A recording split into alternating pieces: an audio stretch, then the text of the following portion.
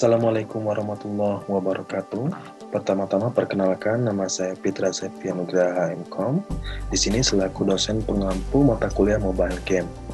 Nah, silakan di sini ada kontak saya, bisa kontak WA ataupun email. Mungkin nanti teman-teman bisa membutuhkannya untuk diskusi tentang mata kuliah mobile game ini. Nah, oke, kita langsung saja pada pertemuan 1, tetapi sebelum kita pembahasan pertemuan 1, di sini ada beberapa hal yang ingin saya sampaikan. Ada tentang rencana pembelajaran dan juga kontrak perkuliahan pada mata kuliah mobile game ini.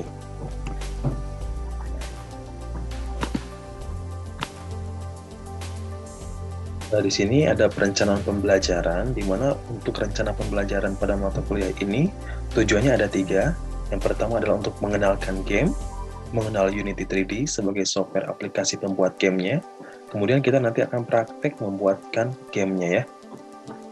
Ini adalah untuk tujuannya. Kemudian di sini ada kontrak perkuliahan. Jadi teman-teman juga harus memahami untuk kontrak perkuliahan pada mata kuliah mobile game ini. Karena mata kuliah mobile game ini adalah mata kuliah reguler, di mana SKS-nya 3. Jadi teman-teman nanti selain praktek pembuatan game ini, teman-teman juga nanti akan ada UTS dan UAS-nya.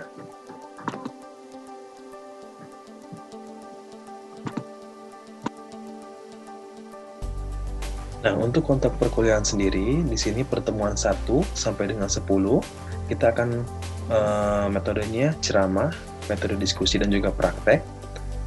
Nah, untuk pertemuan 10 nanti, mahasiswa diharapkan mengumpulkan desain atau aplikasi game sederhana. Jadi silakan teman-teman semua membuat kelompok, dan untuk nanti membuat game sederhana yang akan dipresentasikan pada pertemuan 11 sampai dengan 15. Jadi silakan teman-teman buat saja kelompoknya. Nanti pada pertemuan kedua bisa disetorkan untuk nama-nama kelompoknya dan juga anggotanya. Nah, jadi bisa nanti teman-teman sambil belajar, sambil memulai juga proyeknya, agar nanti pada saat pertemuan 10 selesai, teman-teman bisa langsung mengumpulkan hasil gamenya. Oke, selanjutnya kita langsung saja masuk ke dalam pertemuan 1.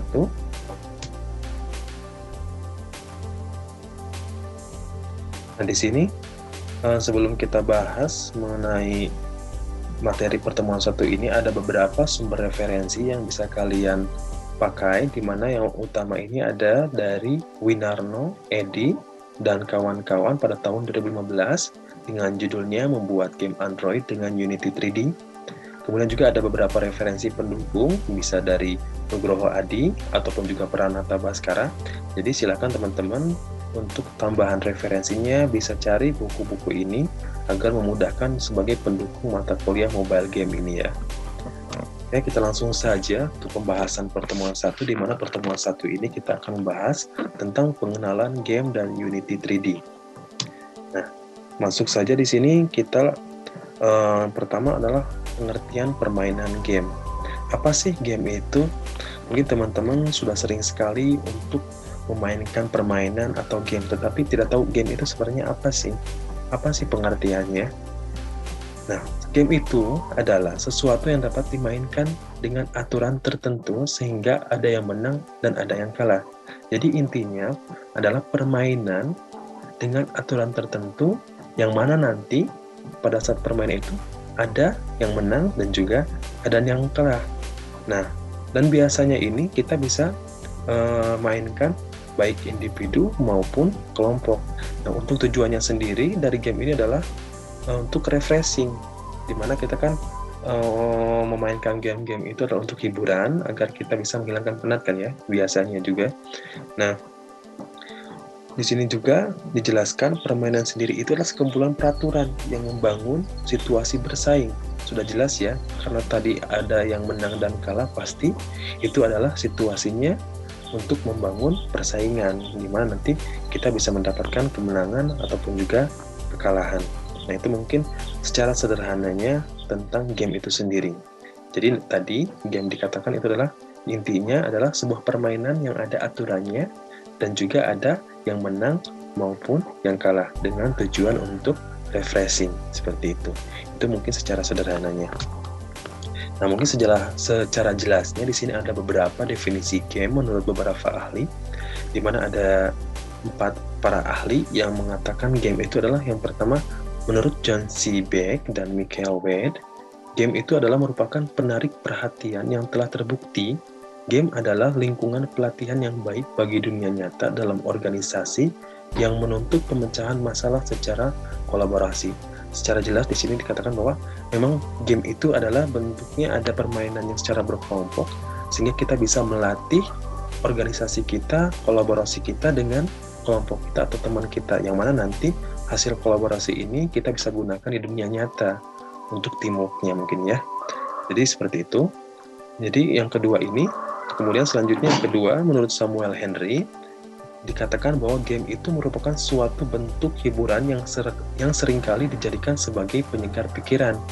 Ya, secara jelas ya, kita ketahui bahwa tujuan dari game itu sendiri untuk refreshing, untuk hiburan, di mana kita mungkin sudah penat sekali atau sudah stres dengan aktivitas rutinitas kita sehari-hari, mungkin kita bisa gunakan waktu luang kita untuk refreshing, hiburannya memainkan sebuah game. Kemudian selanjutnya, ini ada menurut John Naisbitt, di mana game itu merupakan sistem partisipatoris dinamis karena game memiliki tingkat penceritaan yang tidak dimiliki oleh film. Ya pasti juga ya, di sini game itu memang memiliki unsur cerita, tetapi berbeda dengan film. Jadi sifatnya itu dinamis karena mungkin partisipan dari game itu sendiri bisa berubah-ubah ataupun juga bisa banyak, bisa sedikit. Jadi tergantung nanti situasi, jadi secara sangat dinamis. Dan juga mungkin penceritaannya juga bisa berubah alur, seperti itu. Cuma nanti akan ada cerita khususnya seperti apa, dan nanti akan secara dinamis seiring berjalannya permainan itu. Kemudian yang keempat ini menurut Andik Susilo, game adalah salah satu candu yang susah dihilangkan. Jadi bahkan seperti narkoba. Ya jelas ya, di sini kita mungkin banyak sekali game-game yang menimbulkan kecanduan. Apalagi pada saat sekarang, mulai dari anak-anak sampai dewasa, sudah sangat mengenal sekali tentang game sehingga bisa menimbulkan kecanduan. Banyak sekali anak-anak yang mungkin sekarang malah enggan untuk belajar, tetapi malah waktunya dihabiskan dari pagi sampai malam itu hanya untuk bermain game.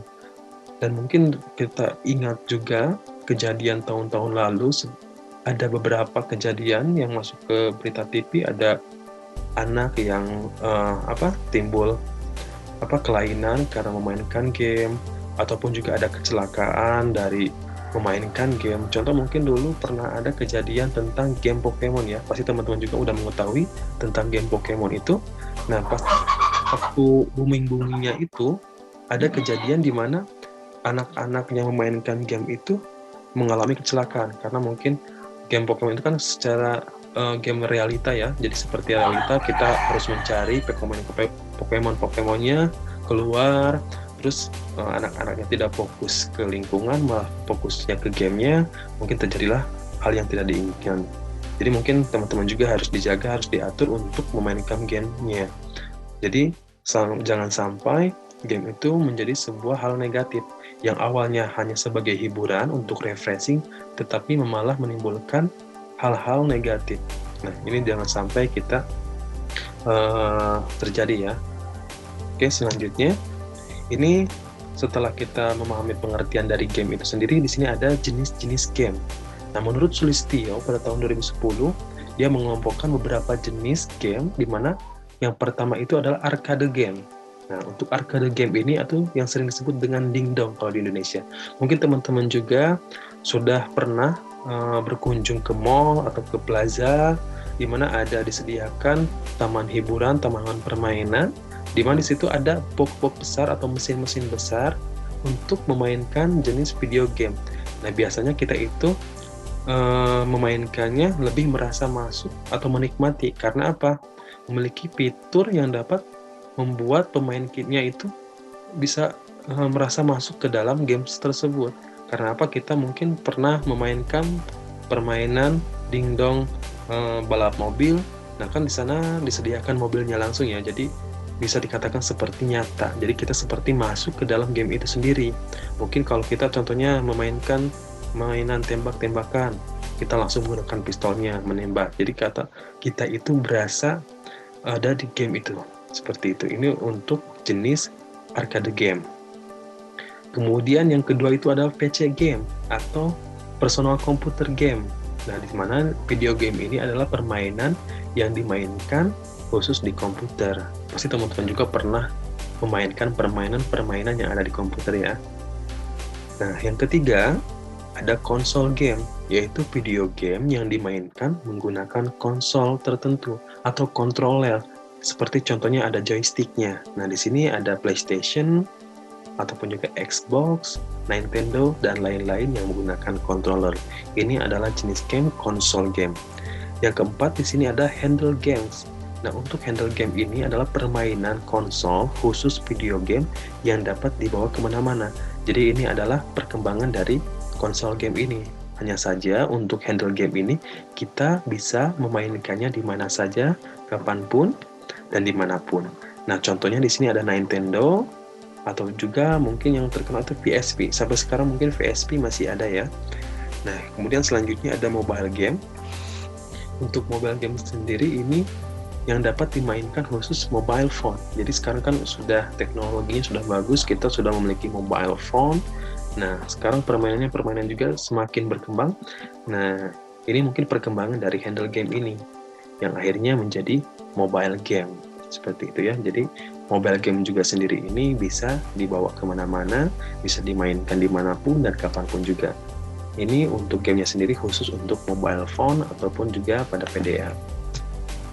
Nah, selanjutnya setelah jenis-jenis game, di sini ada genre game atau tipe gamenya sendiri. Mungkin kita sering banyak memainkan game-game tetapi tidak tahu ini genrenya apa sih, tipe permainannya apa sih. Kita kan sering sekali ada tembak-tembakan, ada juga adventure ataupun yang lainnya. Nah, di sini ada beberapa genre, di mana yang pertama itu adalah action shooting. Action shooting ini adalah game tembak-menembak. Pasti teman-teman juga sering sekali memainkan permainan ini ya. Di mana contohnya yang paling booming di sini sekarang itulah ada Point Blank. Nah, Point Blank ini kan kita memainkannya sebagai tentara, yang mana kita perang dengan lawan, oke? Dan selanjutnya ada contohnya ada Counter Strike. Nah, pasti ini juga kalian teman-teman sudah pernah memainkannya ya, hampir sama dengan Point Blank. Kemudian ada Crysis. Nah, ini mungkin teman-teman juga sudah mengenalnya ya. Nah, untuk tembak-menembak ini atau genre game ini memerlukan keahlian tinggi karena kita harus memiliki refleks dan koordinasi yang baik dalam memainkannya. Jadi kita itu harus memiliki refleks yang tinggi pada saat memainkan ini karena memiliki atau harus diperlukan akurasi yang tinggi agar kita bisa mengenai target secara baik, gitu ya. Dan juga pada genre ini memiliki kekerasan yang tinggi karena mungkin pada saat kita memainkan Point Blank, kalau kita tembak-menembak banyak sekali kekerasan-kekerasan yang ada, bisa memukul ataupun juga mengeluarkan darah dan lain-lain.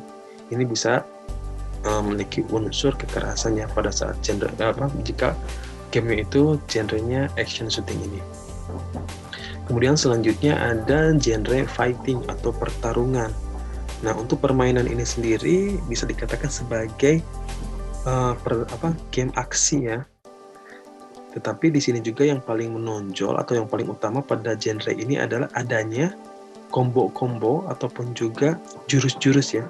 Jurus-jurus yang dapat digunakan untuk mengalahkan lawan. Jadi tingkat kemenangannya kita itu presentasinya semakin tinggi.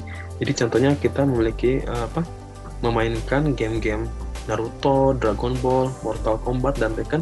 Pasti yang diperlukan itu kita harus mengetahui jurus-jurus apa yang bisa digunakan sehingga dapat memberikan efek combo sehingga lawan bisa kalah, seperti itu ya.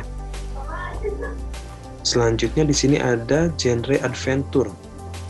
Nah, untuk adventure pasti teman-teman juga sudah mengetahui di mana ini contohnya kita menjelajahi hutan atau menjelajahi suatu wilayah di mana bisa ada memanjat terus ataupun juga menulis yang lainnya, yang mana tujuan dari petualangan ini adalah untuk mencari clue atau petunjuk sehingga kita bisa naik level ke level selanjutnya atau bisa masuk ke dalam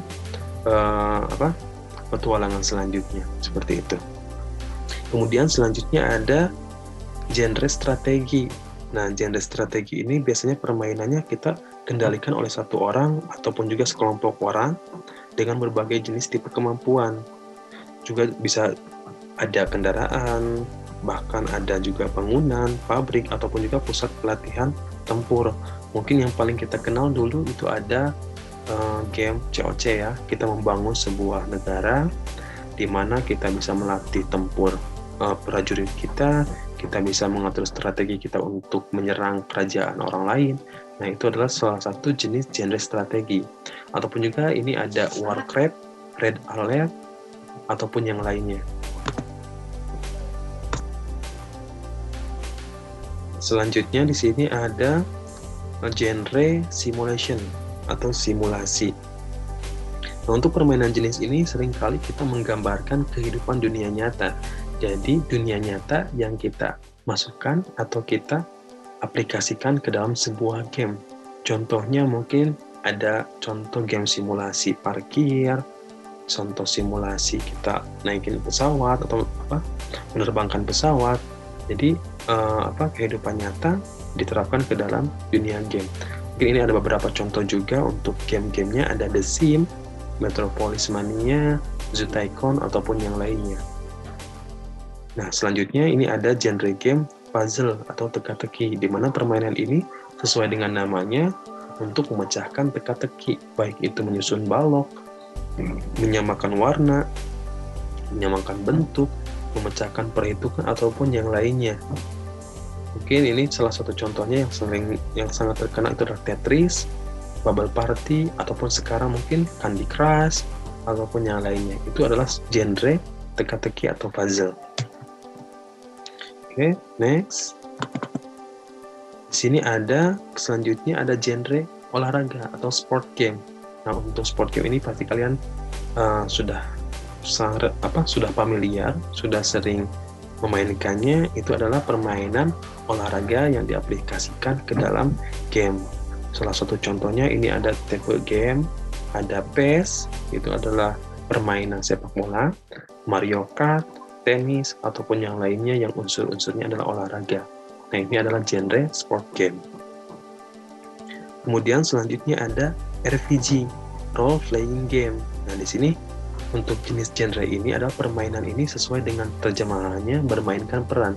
Jadi kita itu memainkan peran atau tokoh utama yang ada di dalam game itu, dimana biasanya karakter yang kita gunakan itu dapat berubah atau dapat berkembang sesuai dengan level yang kita dapatkan. Jadi kita mungkin pada saat masuk ke dalam permainan ini, kita memerankan tokoh, di mana tokohnya itu kita mulai dari 0 sampai dengan kita menaikkan levelnya sampai ke level yang maksimal. Seperti itu. Nah, mungkin untuk contoh-contohnya kayak game Final Fantasy, Dungeon Hunter, Ragnarok, ataupun yang lainnya. Seperti itu. Nah, kemudian selanjutnya di sini ada genre education atau edukasi. Nah, untuk game ini adalah game yang ditunjukkan untuk pendidikan atau edukasi. Yang sering kali mungkin teman-teman juga sekarang udah banyak sekali game-game edukasi yang mana diperuntukkan untuk membantu siswa atau mahasiswa agar memudahkannya dalam proses belajar ataupun juga mengembangkan kemampuannya. Nah, selanjutnya di sini setelah genre game ada unsur-unsur game. Nah, untuk unsur-unsur game sendiri terdiri dari berbagai unsur yang dipadukan sehingga menciptakan suatu pengalaman yang menarik. Adapun komponen-komponen game ini adalah fiturnya, gameplaynya. Nah, di sini yang pertama fitur. Fitur merupakan suatu hal yang menggambarkan game ke dalam bentuk yang dapat dilihat maupun dirasakan. Nah, ini fitur ini sangat-sangat diperlukan pada saat game agar si pemain itu atau pemainnya itu tidak jenuh dan juga bisa memberikan efek-efek atau fitur-fitur yang luar biasa. Contohnya mungkin kita pernah memainkan game Mobile Legends. Di situ kan ada fitur-fiturnya, ada fitur chat, kemudian juga ada fitur combo, ada fitur-fitur emblem ataupun fitur-fitur lainnya yang dapat menunjang untuk game itu sendiri. Nah, kemudian selanjutnya yang kedua unsur gamenya adalah gameplay. Nah, untuk gameplay ini merupakan cara kerja suatu game di mana fitur-fitur yang ada itu akan membentuk suatu gameplay, menggambarkan jalan cerita pada sebuah game. Nah, pasti setiap game juga ada tujuan, ada jalan ceritanya. Kalau di Mobile Legends itu kan kita gameplaynya itu kita harus menghancurkan turret lawan. Nah, bagaimana caranya agar si game itu kita menangkan atau gameplaynya itu menangkan? Harus kita menghancurkan turret lawan itu. Jadi gameplay ini adalah menggambarkan jalan cerita pada sebuah game, gitu. Yang kemudian yang ketiga, interface atau tampilan. Nah, untuk ini, interface ini pada sebuah game itu harus diperhatikan sekali, karena interface ini adalah yang sangat mempengaruhi pemain betah atau tidaknya, atau bosan atau tidaknya memainkan game tersebut. Bayangkan saja kita memainkan game jika tampilannya tidak enak dipandang, ataupun juga mungkin tampilannya kurang enak dilihat, pasti kita merasa bosan, ataupun juga enggan untuk memainkannya kembali. Nah, untuk interface ini harus sangat diperhatikan unsur-unsur ini ya. Kemudian selanjutnya ada rule atau aturan. Pasti pada setiap game itu ada rule atau aturan yang harus kita taati, yang harus kita jalani pada saat kita memainkan sebuah game tersebut. Tadi juga pada pengertian game itu sendiri adalah sebuah aturan yang dimainkan di mana nanti tujuannya ada yang menang dan kalah. Nah, jadi aturan ini sangat diperlukan agar game itu sesuai dengan gameplay yang ingin kita capai tadi. Jadi ini adalah aturan-aturan yang ada di dalam game tersebut. Kemudian selanjutnya ada design level. Nah, design level ini merupakan tingkat kesulitan yang menggambarkan jalan cerita. Pasti di setiap game juga ada level-levelnya, mulai dari level 1, level 2. Jadi semakin naik level, maka kesulitan juga semakin bertambah. Oke, selanjutnya kita akan mengenal Unity 3D. Nah, apa sih Unity 3D ini? Unity ini adalah game engine yang cukup dikenal, di mana game engine ini telah banyak digunakan baik dari kalangan pelajar maupun penggiat game, di mana Unity ini dapat digunakan untuk membuat game baik 2 dimensi ataupun 3 dimensi. Nah, untuk game engine ini adalah sebuah software dengan framework yang digunakan untuk membuat atau mengembangkan game. Jadi di sini framework ini sangat diperlukan dan juga sangat memudahkan para penggiat game untuk membuat gamenya. Jadi ini sebuah software yang memudahkan kita dalam membuat sebuah game. Jadi banyak hal di dalam framework game ini di mana kita sudah disediakan banyak objek-objek, contohnya seperti membuat gambar karakter, efek tabrakan, coding, musik, animasi, dan lain-lain itu sudah disediakan di dalam framework-nya. Jadi kita tinggal memakainya. Jadi ini sangat memudahkan untuk kita sebagai developer gamenya. Nah, game yang dapat dibuat oleh game engine ini tidak hanya game untuk komputer, tetapi juga bisa digunakan untuk konsol atau mobile. Jadi ini sudah sangat mencakup keseluruhan. Jadi kita bisa membuatnya bisa berdasarkan yang kita inginkan, mau dibuatnya ini khususnya untuk apa? Untuk komputer kah, mobile kah, ataupun yang lainnya. Nah, untuk game engine di sini ada beberapa yang kita ketahui. Ada juga Unity, ada CryEngine, ada Construct, ada Game Maker Studio, ataupun juga RPG Maker. Nah, yang akan kita gunakan di sini adalah Unity. Jadi, untuk yang ini kalian bisa belajar sendiri. Nah, untuk sekarang pada mata kuliah mobile game ini kita akan fokus menggunakan framework software Unity ini. Oke, kita langsung saja. Unity 3D, apa sih Unity 3D ini dan apa kelebihannya? Nah, untuk kelebihan utama dari Unity ini adalah tersedianya versi gratis. Jadi teman-teman gak usah bingung nanti harus berbayar untuk menggunakan softwarenya, karena ini sudah disediakan untuk versi gratisnya. Dan Unity juga ini sudah menyediakan aset store yang berisi aset atau perlengkapan untuk membuat game yang dapat langsung digunakan. Jadi nanti jika teman-teman membutuhkan karakter atau tampilan hal lainnya, objek lainnya, untuk Unity 3D ini sudah disediakan aset-asetnya. Jadi tinggal kita download saja di web Unity-nya, dan kita bisa langsung gunakan pakai untuk pembuatan game kita. Nah, untuk Selanjutnya ini ada instalasi Unity. Silakan teman-teman bisa lakukan instalasinya. Di sini udah ada tutorialnya. Nah, untuk sistem operasinya juga, untuk spesifikasi komputernya ini yang diperlukan. Kalian bisa menggunakan Windows, sistem operasinya Windows XP ataupun juga sampai dengan Windows 10. Tetapi tidak bisa untuk Windows Vista ya, ini sudah jadul sekali. Jadi kalian bisa langsung sekarang mungkin instalasi, karena mungkin sekarang udah gak dipakai ya untuk Windows Vista. Mungkin sekarang teman-teman rata-rata menggunakannya Windows 7 ke atas. Nah, untuk kartu grafisnya yang mendukung adalah DirectX 9 atau juga kartu grafis setelah 2004. Jadi silakan teman-teman, jika speknya sudah memadai, bisa langsung saja diinstal. Nah, untuk mata kuliah ini menggunakan Unity versi 4. Jadi teman-teman silakan mau menggunakan versi berapa, cuma kalau untuk biar sama dengan mata kuliah ini, teman-teman bisa menggunakan Unity versi 4, karena sekarang untuk versi Unity sendiri sudah banyak sekali sampai dengan Unity versi 2021 sekarang. Cuma di sini kita akan menggunakan Unity versi 4 terlebih dahulu agar tidak terlalu berat.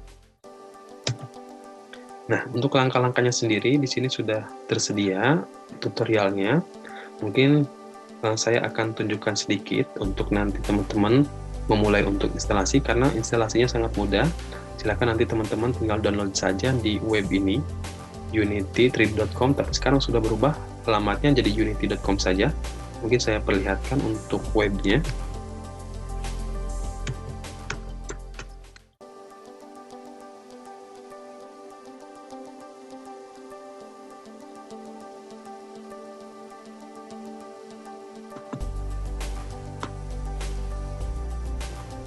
Nah, ini merupakan webnya, web untuk mendownload aplikasi Unity-nya. Jadi silakan kalian ketikkan di URL-nya unity.com. Kemudian jika ingin langsung kita download, bisa kita langsung get started, ataupun juga kita bisa menu download di bawah.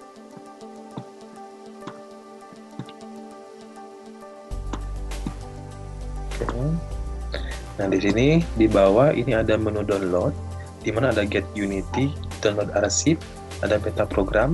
Nah, kalau Get Unity ini kalian bisa langsung mendownload versi terbarunya. Kalau download arsip ini kita bisa mendownload, memilih Unity versi yang tersedia, mulai dari yang lawas sampai dengan yang terbaru. Nah, untuk beta program ini adalah Unity yang sedang tahap percobaan. Jadi bisa kalian coba untuk beta program. Tapi karena kita ingin menggunakan Unity versi 4, teman-teman bisa klik untuk download arsip.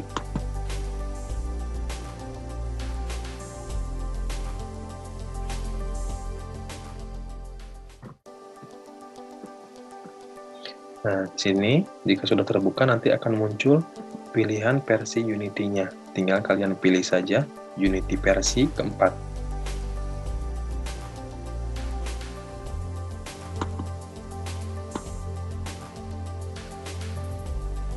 Nah, ini udah muncul. Di sini sudah tersedia Unity mulai dari versi 3 sampai dengan versi 2021. Jadi silakan teman-teman pilih versinya sesuai yang kalian inginkan, tetapi saya rekomendasikan agar sesuai dengan pembelajaran kita menggunakan Unity 4. Nah, kita tinggal pilih saja Unity 4 ini. Oke, ditunggu.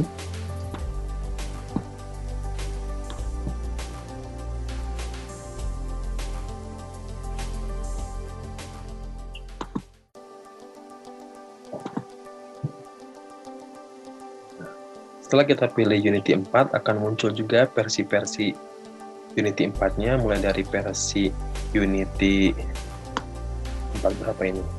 Nah, udah banyak banget kan. Nah, kita pilih saja Unity yang paling atas, yang 4.7.2. Nah, tinggal pilih, kita langsung sesuaikan dengan sistem operasinya, kalian menggunakan sistem operasi apa. Nah, kalau saya di sini menggunakan sistem operasi Windows, jadi kita langsung saja download sistem operasinya yang Windows. Nah, tinggal kita pilih klik Unity Editor. Nanti akan langsung pada saat kita klik otomatis mendownload.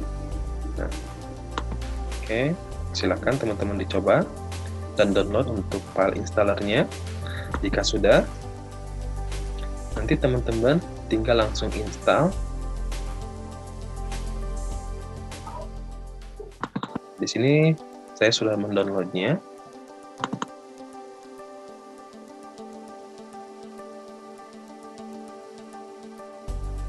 Nah, nanti teman-teman akan mendapatkan sebuah file installernya, Unity 4.7.2. Jadi silakan nanti teman-teman instalasi saja dengan cara klik 2 kali ataupun juga run program. Nanti akan berjalan instalasinya. Tunggu sampai selesai. Nanti tahap-tahapnya tinggal kalian ikuti saja sampai selesai. Nah, nanti pada saat setelah selesai, teman-teman bisa mengikuti langkah selanjutnya, langkah yang ini. Nah, yang langkah menggunakan Unity. Nanti pada saat setelah kalian selesai instalasi, karena nanti akan diminta untuk registrasi, teman-teman bisa lakukan registrasinya. Nanti akan muncul pada saat kita klik aplikasi Unity-nya akan muncul message box untuk registrasi. Tinggal kalian simpan saja dulu untuk file registrasinya. Nanti akan diperoleh file yang ini, yang ULF. Nanti di save. Nah, setelah di save nanti akan ada di message box itu berupa alamat untuk registrasinya. Nah, nanti si file ini kita masukkan ke dalam web tersebut. Kemudian nanti kita simpan dan download kembali sehingga kita didapatkan file Unity yang formatnya .ilf ini. Nanti kalian tinggal masukkan ke dalam message box itu file yang ini. Nanti maka akan otomatis Unity-nya terregistrasi dan bisa langsung kita gunakan. Karena saya di sini sudah menginstal, jadi silakan teman-teman coba dulu instalasinya. Kalau ada masalah nanti kita bisa dibantu, kita diskusikan.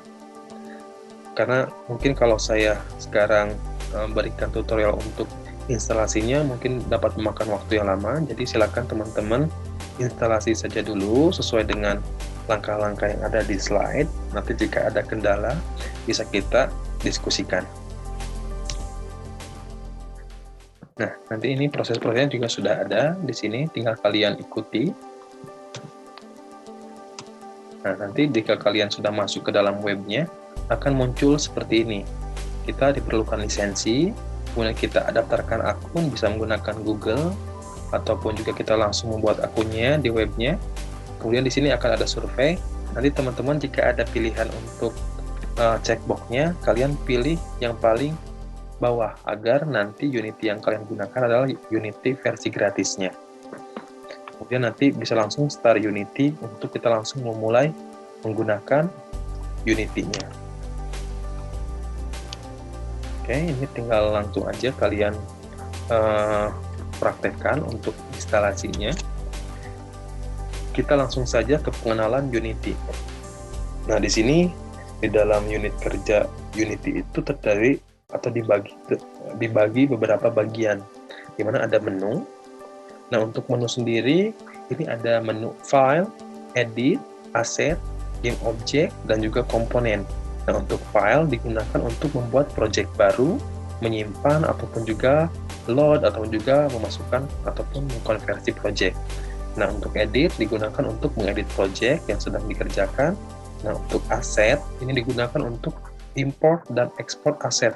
Jadi nanti kita jika ingin memiliki objek-objek yang sudah disediakan oleh Unity, kita bisa download dulu asetnya, sehingga kita bisa import aset yang kita udah download tadi. Nah, untuk game object ini digunakan untuk membuat objek-objek pada Unity. Untuk komponen digunakan untuk menambahkan komponen pada project. Kita langsung lihat saja ke dalam programnya agar lebih mudah kita pahami.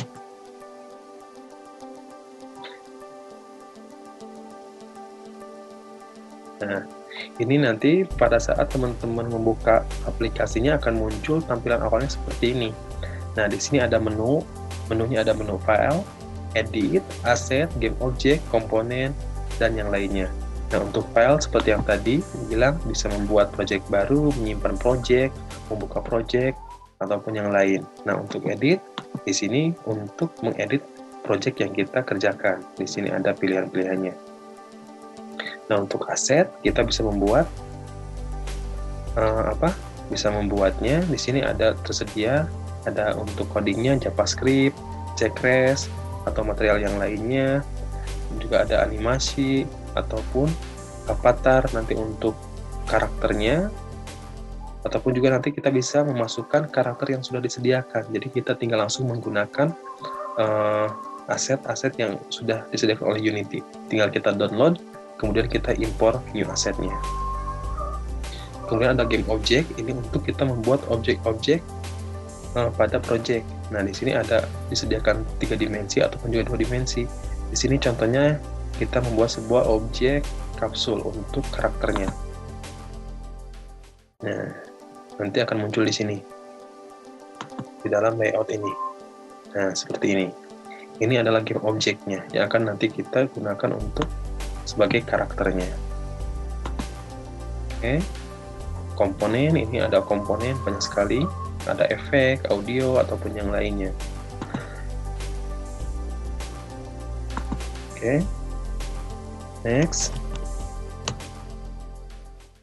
Selanjutnya, di sini ada shortcut atau tombol-tombol untuk memudahkan kita dalam pilihan menu yang tersedia.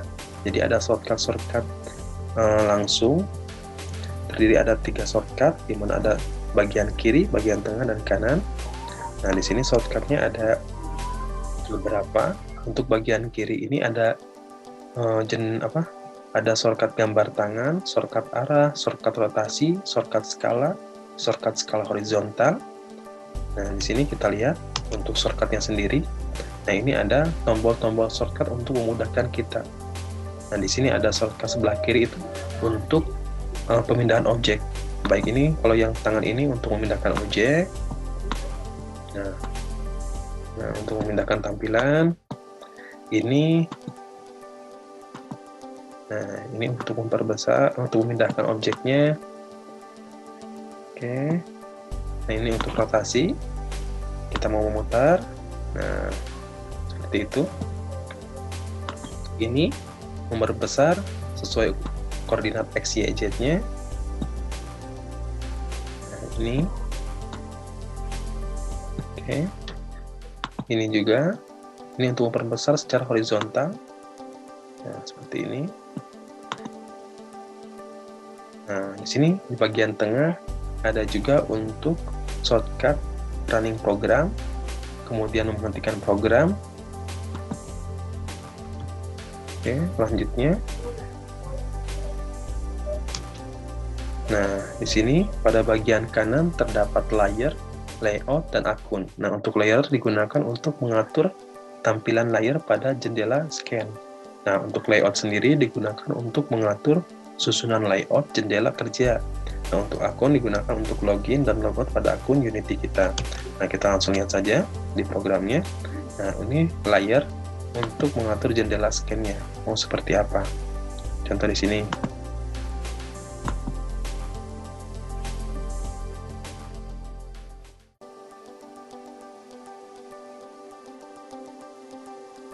Nah, kalau ini bisa kita pilih jadi hilang untuk tampilannya. Jadi kita tinggal pilih mau tampilan di jendela scan-nya seperti apa. Oke, di sini ada layar, kemudian di sini ada untuk mengatur layout-nya. Nah, di sini ada layout. Layout ini untuk mengatur tampilan ini mau seperti apa. Contoh kita ingin tampilannya 4 split, nanti akan dibagi menjadi jendela scan-nya 4 bagian. Nah, seperti ini. Jadi silakan kalian mau seperti apa tampilan awalnya, mau default, mau 2x3, ataupun juga yang lainnya. Nah, kita pilih aja yang defaultnya. Nah, di sini juga ada inspektor. Inspektor ini adalah untuk mengatur dari objek ini. Jadi di sini kita bisa mengatur tentang objek-objek yang kita gunakan. Oke. Nah, di sini inspektor digunakan untuk mengatur aset atau objek yang dimasukkan ke dalam layer scan ini. Oke, selanjutnya di sini ada Unity dengan game Android. Nah, seperti tadi kita bahas bahwa Unity ini kita bisa gunakan atau kita bisa terapkan baik game komputer atau juga mobile phone ya. Nah, untuk dalam proses pembuatan game ini dengan game engine, pada tahap akhir pengguna akan mengcompile game agar dapat dimainkan tanpa harus membuka Unity. Jadi kita nanti bisa kita build ke dalam atau juga bisa kita compile gamenya menjadi platform PC, mobile ataupun juga konsol atau web. Nanti jika kalian ingin mengcompile-nya ke dalam mobile, nanti teman-teman juga akan menambahkan perangkat lainnya atau juga software lainnya untuk menunjang. Contohnya nanti akan penginstalan Android SDK-nya dan juga Java JDK-nya agar bisa menunjang kita mengcompile-nya menjadi mobile game. Nah, untuk secara umum sendiri, proses compile game ini menjadi mobile dalam platform Android dengan proses compile untuk platform lainnya. Pengguna perlu memasukkan perintah yang menggunakan touchscreen untuk menggerakkan karakter. Selain itu, proses compile pengguna akan diminta untuk menginstal software development kit. Nah, seperti saya tadi bilang, kita harus memerlukan Android SDK-nya agar menunjang untuk compile ke dalam mobile game. Nah, oke, mungkin pertemuan ini dicukupkan sekian. Silakan teman-teman bisa kerjakan untuk latihan soalnya. Di sini ada 10 soal. Nanti silakan kerjakan. Oke. Mungkin untuk pertemuan kali ini dicukupkan sekian. Terima kasih. Jika ada pertanyaan ataupun juga yang kurang dimengerti, kita bisa diskusikan melalui grup ataupun juga bisa langsung WA saya ataupun juga bisa melalui email. Oke, dari saya cukupkan sekian. Assalamualaikum warahmatullahi wabarakatuh.